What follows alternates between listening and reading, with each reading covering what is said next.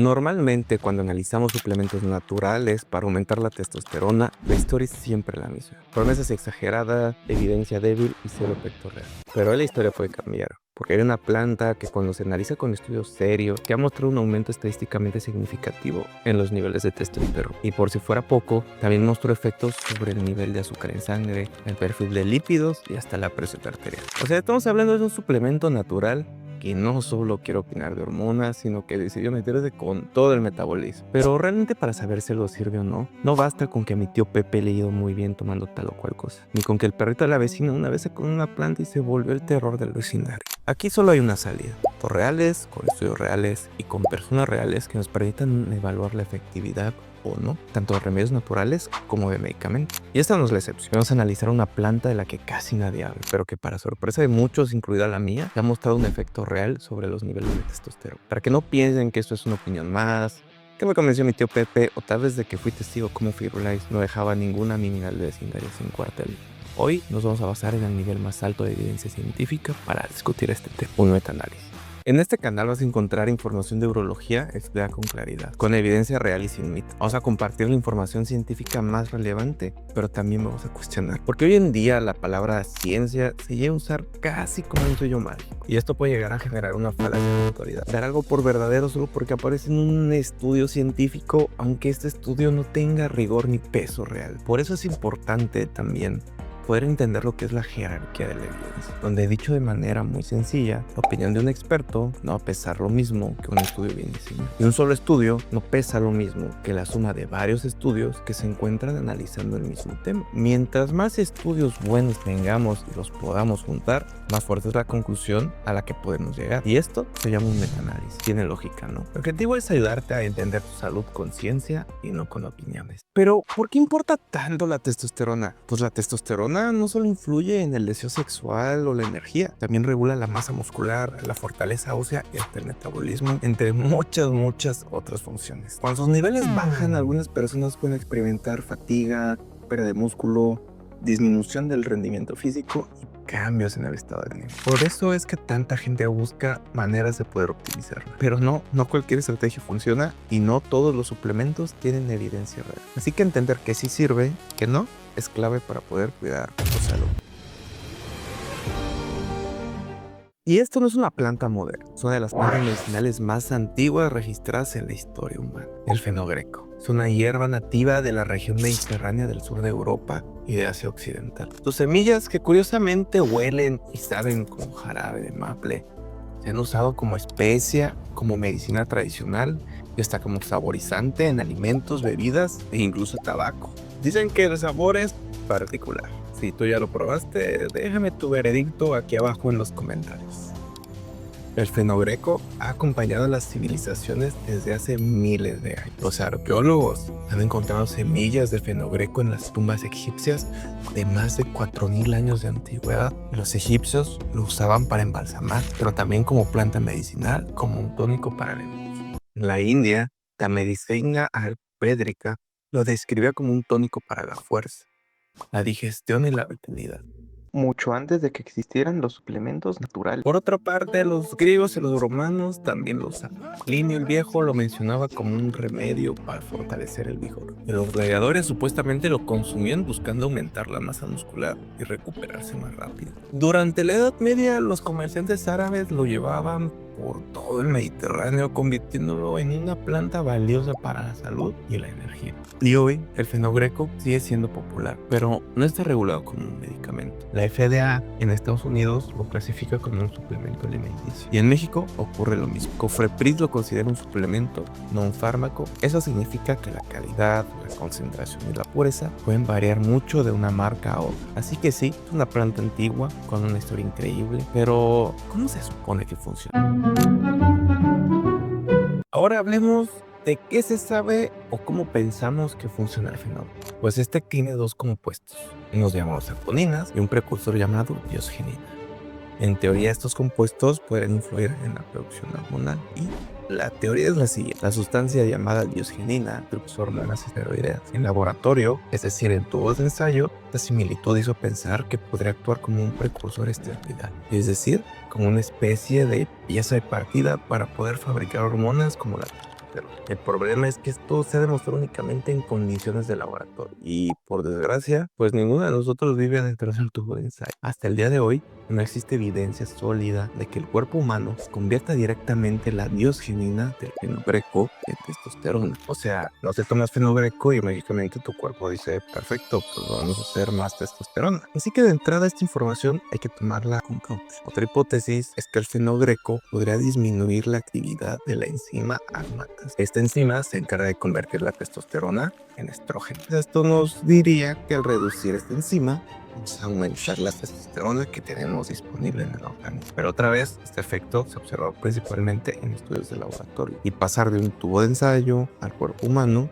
pues no es un salto sencillo, automático y mucho menos garantizado. Además, se han propuesto otros mecanismos secundarios, como un mejor control de la glucosa, una leve reducción de la inflamación o ciertos cambios en el metabolismo, que si bien estos efectos no aumentan directamente la testosterona, podrían influir indirectamente en una percepción de mayor rendimiento, mayor energía, mayor bienestar general. Sin embargo, la verdadera pregunta clínica no es si es una prometedor, sino si realmente funciona en humanos y con qué magnitud. Para responder esto, la mejor evidencia disponible hasta el momento proviene de 2 metaanálisis clínicos de alta calidad. Y es justo eso lo que vamos a analizar a continuación. En este metaanálisis se analizaron los ensayos clínicos donde se suplementó fenogreco para ver si cambiaba la testosterona. Se realizaron 29 artículos, solo 4 fueron suficientemente buenos para entrar en el análisis final, con 206 hombres en total. ¿Y qué pasó con los otros 25 artículos? Pues muchos quedaron fuera por falta de calidad metodológica, con muchísimas razones que fueron desde que no tenían grupo placebo, eran ensayos clínicos, no medían la testosterona total de manera estandarizada, tenían una duración insuficiente, es decir, menor a 4 semanas normalmente, y los datos podían ser incompletos o imposibles de analizar. Incluso, pues podían haber conflictos de interés no aclarados. Pero pues esto es bueno, esto significa que el metaanálisis no metió basura y solo se analizó lo que realmente vale la pena. ¿Y qué tipos de estudios incluyeron? Pues los estudios incluidos fueron de tipo ciego simple y controlados con placebo. Ciego simple significa que los participantes no sabían si estaban tomando fenogreco o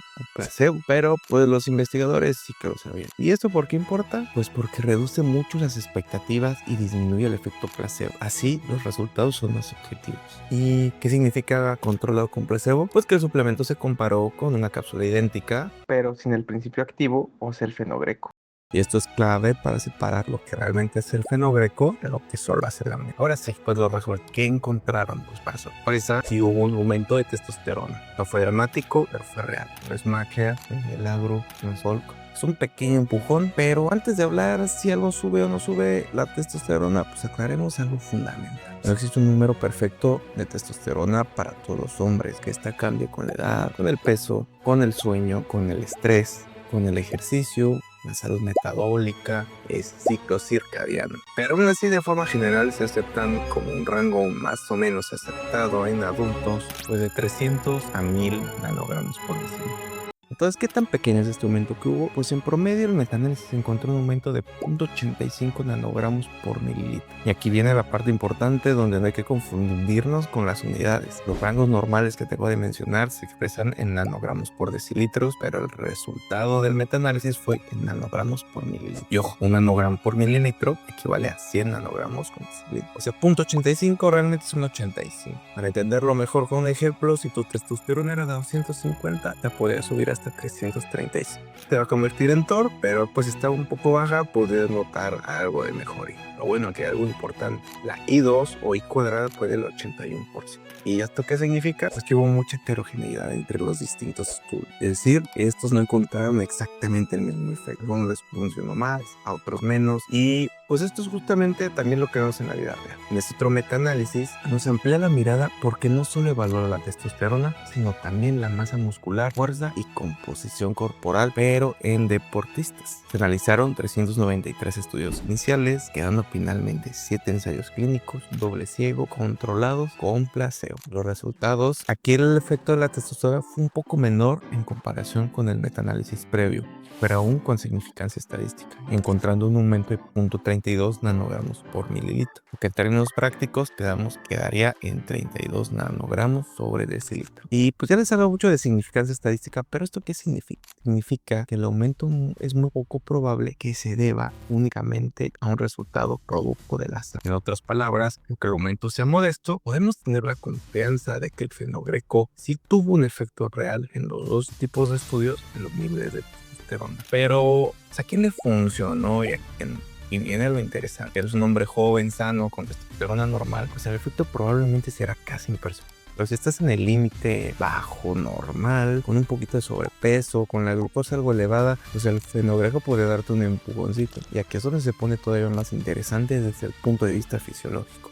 Personas que más mejoran su testosterona suelen ser las mismas que también mejoran la glucosa, los lípidos y el metabolismo. Porque el fenogreco sube la testosterona de forma directa o mágica, sino porque mejora el contexto metabólico donde la testosterona opera. En conclusión, el fenogreco sí puede aumentar la testosterona, pero con matices notables. El efecto real, medible y reproducible. Su magnitud es discreta y esta no sustituye una terapia hormonal, pero tiene un perfil de seguridad favorable. Y tiene un mayor efecto en personas con sobrepeso, resistencia a la insulina, trastornos metabólicos. Y pues desde una perspectiva médica basada en evidencias, el fenogreco pues no es una solución milagro, pero sí puede considerarse un coadyuvante, especialmente con el objetivo que es mejorar el entorno metabólico donde la testosterona actúa. Pero hay que tener algunas advertencias importantes antes de que alguien salga corriendo a comprar fenogreco.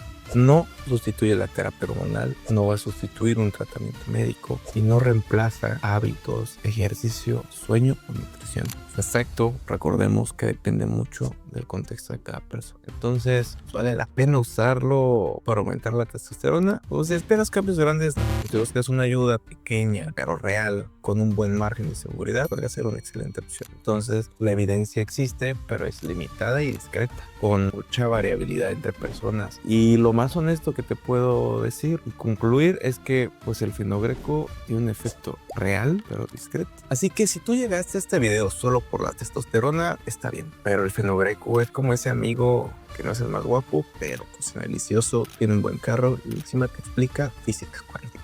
¿Qué quiero decir con esto? Que lo hormonal no es su único talento. También tiene efectos demostrados en el metabolismo de glucosa. En algunos estudios, el impacto metabólico es más importante que el impacto hormonal. Y créeme, si lo de la testosterona te parece interesante, lo que hacen glucosa y lípidos te va a sorprender aún más. Fenogreco y glucosa. ¿Qué midieron exactamente? Pues este estudio analizó varios ensayos clínicos y evaluó los 3 parámetros que usamos todos los días en medicina para hablar del control glucémico: la glucosa en ayunas, la glucosa postprandial, es decir, después de comer, y la hemoglobina glucosilar. Vamos uno por uno porque cada uno nos dice algo distinto. Glucosa en ayunas es el azúcar en sangre después de 8 a 12 horas sin comer. Para ubicarlo rápido, menos de 100 miligramos por decilitro se considera normal. De 100 a 125 ya nosotros podemos hablar de una posible prediabetes. Prueba de 126 ya hablamos posiblemente también, en este caso ya, de diabetes. Y en el metaanálisis del fenogreco sí redujo la glucosa en ayunas. Y el resultado se reportó con una diferencia de medias estandarizada o SMD de 0.9. Pero pues nadie mide su glucosa. Que vamos a aterrizarlo a la clínica de Flores. En un estudio de personas con hiperglucemia, la desviación estándar típica de la glucosa en ayunas puede rondar los 15 a 25 miligramos por decilitro. Dando un valor conservador, una SMD de 0.9 puede equivaler aproximadamente a una reducción de 15 a 20 miligramos por decilitro de glucosa en ayunas. Un ejemplo claro sería que tienes 140 de azúcar en ayunas, pues esto podría bajar hasta 120 o 125.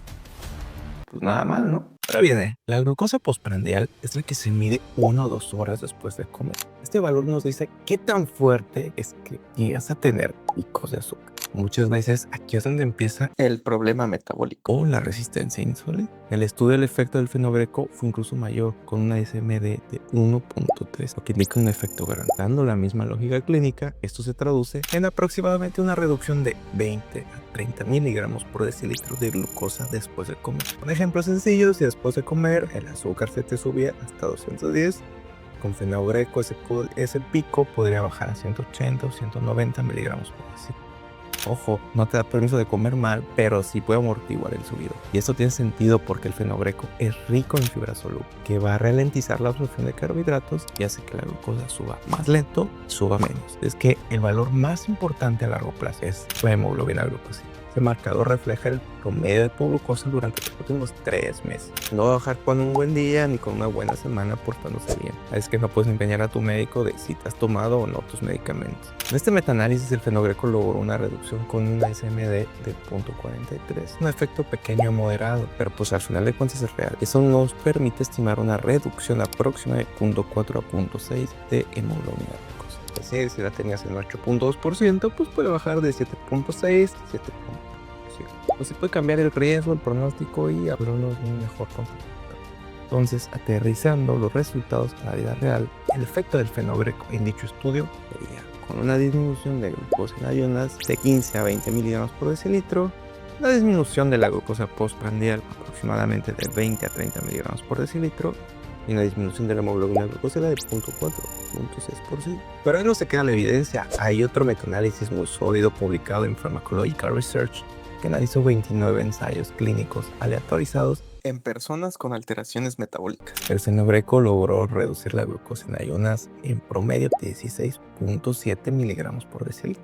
De por sí, pues bajar de 15 a 20 miligramos la glucosa en ayunas ya puede ser una diferencia entre una diabetes mal controlada de una glucosa pues mucho más manejable. Cuando ese cambio se repite de forma consistente en casi 30 ensayos clínicos, pues difícilmente lo podemos ignorar. Si te das cuenta, este resultado empata muy bien con el anterior, donde habíamos hablado de una reducción estimada de 15 a 20 miligramos por decilitro en ayuno. Así que cuando juntamos estos estudios, pues empezamos a entender por qué el efecto del fenogreco sobre la glucosa es uno de los hallazgos más sólidos. Lo interesante es que el fenogreco logra todo esto sin perder su efecto sobre la testosterona, lo que lo pone en una categoría totalmente distinta a muchos otros suplementos que solo prometen una cosa: que no hay magia, hay evidencia. Fenogreco y lípidos.